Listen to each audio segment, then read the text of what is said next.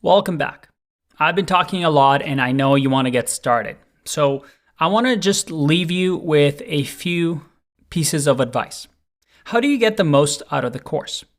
The way we've structured the course is that you're going to be able to code along with us, build projects with us, so that you can learn and practice along the way. Now, because everybody comes to this course with different sets of skills, different set of experiences, we've made it friendly to all kinds of individuals, whether you're new to Node or you're an experienced Node developer.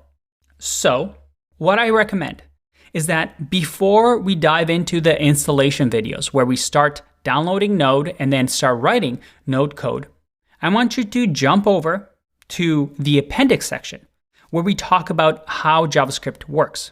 If you're not familiar with how JavaScript works, we do a deep dive in the appendix at the bottom of the course so that you have a good idea of what things like interpreters are, how JavaScript uses call stacks, queues, how JavaScript is single-threaded, what an event loop is. Now, we do cover those things throughout the course as well, but it's always good to have a good, solid foundation of how JavaScript works before we dive into Node. So if that is you, jump to those videos after this. Otherwise, you can keep going with the course. Now, the other thing is, downloading Node is notoriously difficult. Well, not difficult, but you may encounter some issues. Now, we're always here to help you, so you can always jump on our Discord if you have issues downloading Node. But in order to succeed in the course, well, you need to have Node installed on your computer, which we're going to go through. Now, if you're watching this course and you already have Node installed, then you can skip those videos as they're optional. You don't need to know how to install Node. There's also a third option. The third option is something called REPL. And if you go to this website, you will have to create an account, but don't worry, it's free. And you can create new REPLs, which are kind of like online code editors, so that you don't need to worry about any sort of installation.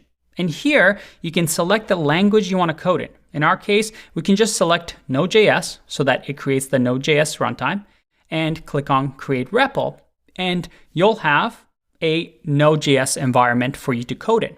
So if you prefer to watch the course like this without installing anything, that's an option for you as well. And you can create files in here, you can add folders, and you just type your JavaScript code right in here. And then you click run, and it's going to run the code for you. All right, there you have it. I highly recommend that you follow the videos in order. And anytime we need to suggest something, any appendix section or bonus material, we'll make sure to tell you when we suggest that you visit those lectures. For now, you can keep going with the course in order. Oh, and one last thing. Some of you may be wondering about something.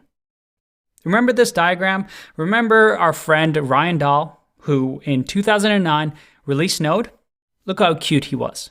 Well, this timeline isn't complete. As a matter of fact, in 2019, something new happened. That's Ryan Dahl.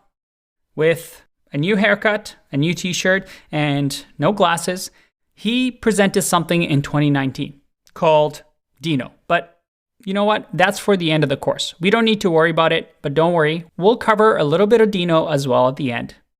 But for now, go away, Dino. We're focusing on Node. I'll see you in the next one. Bye-bye.